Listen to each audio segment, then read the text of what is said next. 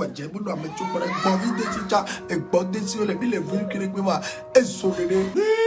Igi basolé la faut poué. Basolé va la fola. O salaka pointe. O salaka pointe. Pointe. Benino les blemi là.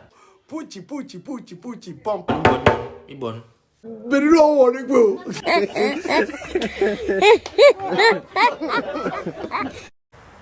Opona tititi. Opona tititi benya agbalima. On to du ho pour moi quelqu'un dogain on yo. Nemio. Et j'ai nemia. Oh. Oh oui, nko vela jeni mo. Ame veli jeni on a pas vu. Opona titi Nto sekuta. Yeah. On le sait, le promoteur on le sait, fan on le sait, amour on le sait, artiste on le sait. Ça me laisse. Moi me gangan le pitadi ko to on te on écouter kenya. Ya to pa ku bitu to fast. Bon. Merci les gars. Il y a un point de vue. Yeah. Moi yo. Me ga holo na jiva nam nan de ku.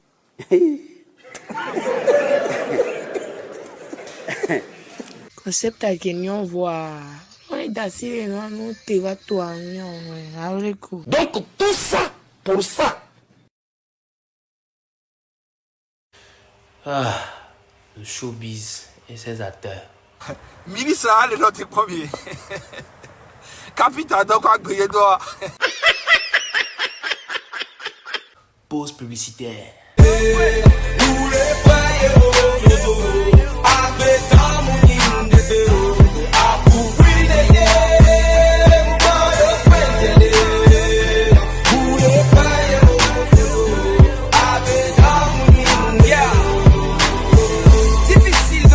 Tout ce qui s'est passé, il y a des choses que le temps ne pourra pas effacer, des sacrifices, des moments qu'on pourra pas oublier, délicats sans âme perdue dont je suis dépouillé, aventurier, MC en terre africaine, armurier imaginaire, je viens semer les graines, j'ai perdu la raison, c'est mon sixième sens, j'ai compris que la parole était mon essence. César. Il y avait Raoui pour Fidji. Ah, ils en Eh ben, joyeux anniversaire à ce grand homme, Toto Kodom, santé surtout.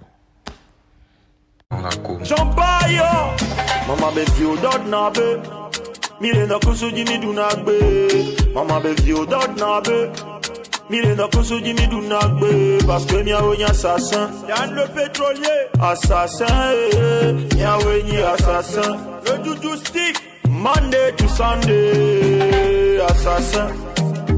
Mia onya assassin, mi nyanyore ba memule miasi.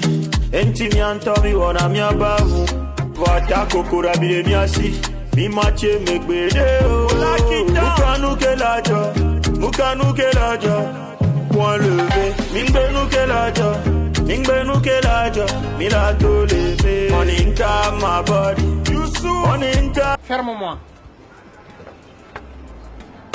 S'abonnez-vous.